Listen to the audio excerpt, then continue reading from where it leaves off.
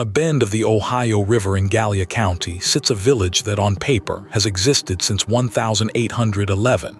It has a name, Cheshire, and it still appears on state maps. Drive through it today, though, and you'll mostly find grass. Neat, mowed, empty grass where a town used to be. Because in 2002, one company did something almost no company in America had done at this scale. It didn't demolish this town after a disaster, and it didn't flee a lawsuit it had lost. It bought the town, nearly all of it. People usually tell this story as a horror story, a toxic cloud, a government evacuation, a poisoned population run out of their homes. That version is close. It's just not exactly what happened. And the gap between the version people repeat and the version that's actually documented turns out to be the most interesting part of the whole story. This is the real story of Cheshire, Ohio, and how a power company made a town disappear without breaking a single law, using nothing but a checkbook and a signature. Cheshire was never a company town. It started as an ordinary river village, founded in 1811, one of dozens of small Ohio river settlements, named like a lot of them after a county back in England. For a century and a half, it did what small river towns do. It had a Methodist church built in 1884. It had a school. It survived floods, including a major one in 1937. By the mid-20th century, it had a few hundred residents and a view of the water.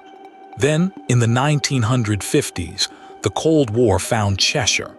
A group of utilities formed a company called the Ohio Valley Electric Corporation for one specific customer, the Atomic Energy Commission, which was building a uranium enrichment plant nearby at Portsmouth, Ohio, a facility that fed the country's nuclear weapons and power programs.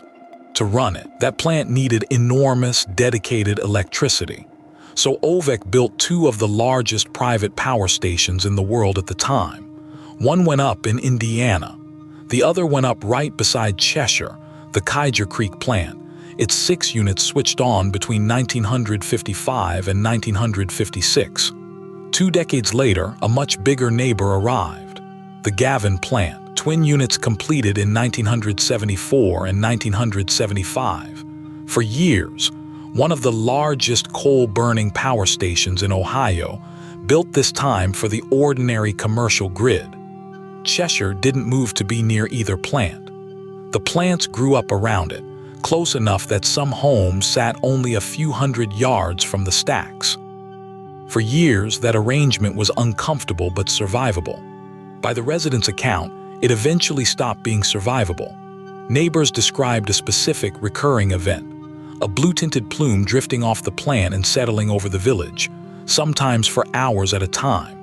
People reported raspy throats, burning eyes, mouth blisters, and a fine grime that coated cars, porches, and laundry, milky droplets, and soot that residents said they could wipe off their own skin. Acid rain was documented falling on the town.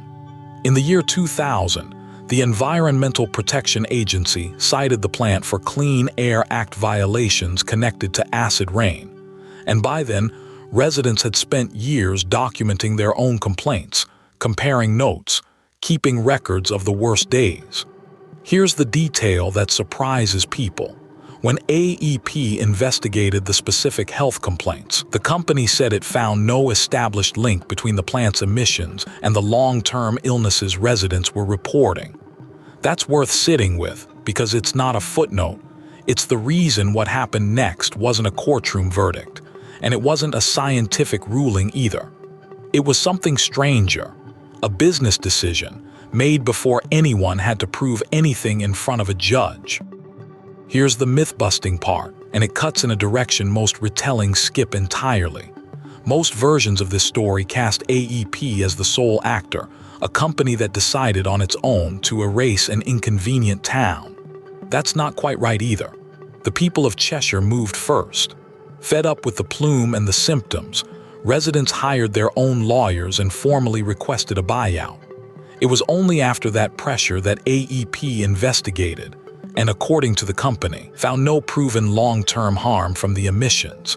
So if there was no proven harm, why did AEP pay anyway? 2 reasons, and only one of them is about avoiding a lawsuit. The other is land.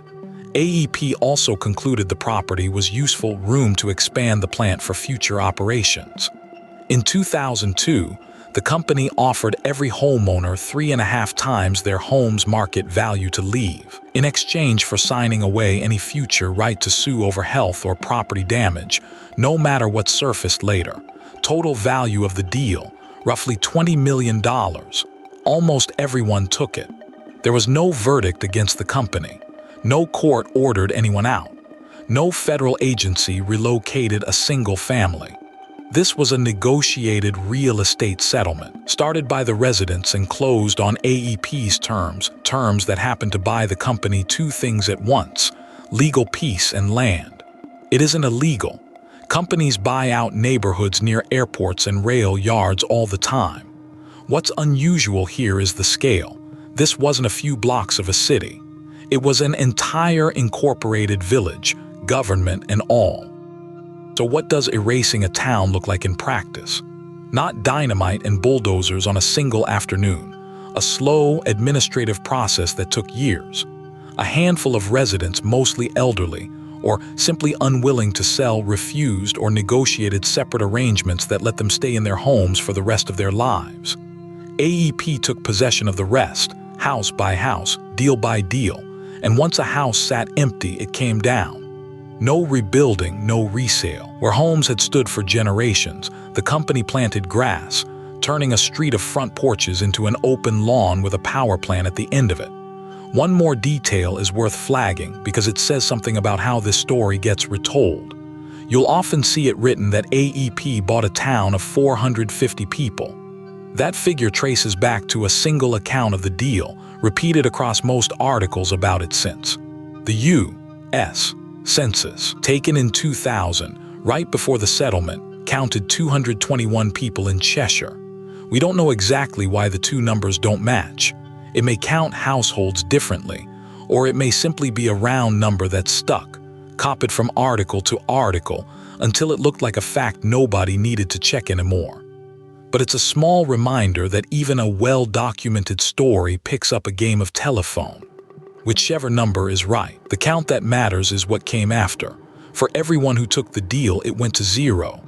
Multiply that arithmetic by every household in the village, and you get the actual mechanism of erasing a town in modern America. Not a wrecking crew arriving overnight, a settlement office, a stack of appraisals, a payment 3.5 times higher than the market would have offered on its own, time to make refusal feel irrational. Nobody had to be forced out, because almost nobody wanted to stay once the number was on the table. Cheshire is still technically a village. It still has a mayor. As of the 2020 census, it had 123 residents, down from 221 2 decades earlier, but not the empty ghost town its reputation suggests. A few homes remain alongside the grass lots, and the 2 power plants never left. The Cheshire Creek Methodist Church, built in 1884, held its last service in 2003, the same year. As it happens, that the Department of Energy quietly ended the original contract that built Cheshire Creek in the first place, the one tied to the uranium enrichment plant up the river. 2 separate chapters of Cheshire's story, closing within months of each other. The plants themselves didn't stop running because the town around them emptied out. In 2016, AEP sold Gavin, along with 3 other power plants, to a private equity partnership, Blackstone and ArcLight Capital, in a deal covering 4 plants worth roughly $2 billion combined. The company that erased a village to head off a lawsuit walked away from the plan itself 14 years later, for a very large multiple of what it paid to buy the town. So what actually happened to Cheshire, Ohio? Not a disaster, not a court order, not a government evacuation. A company did the math on a lawsuit it hadn't lost yet and decided it was cheaper to buy out the people who might one day file it than to risk a trial. $20 million, 3.5 times market value, a signature, and a town of somewhere between 200 and 450 people, mowed down to grass.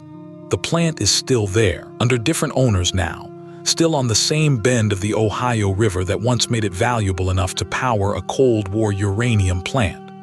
Cheshire is still there too, technically, a village of 123 people and a mayor, in the shadow of the thing that erased almost everyone else. Some places don't vanish all at once, in a headline-sized disaster. Some get bought, one home at a time, on paperwork nobody outside the county ever reads, until what's left fits in the space between two smokestacks. If you know a place that quietly disappeared, not by disaster, but by paperwork, tell me in the comments. That's where the next story comes from. I'm Vanishing Era.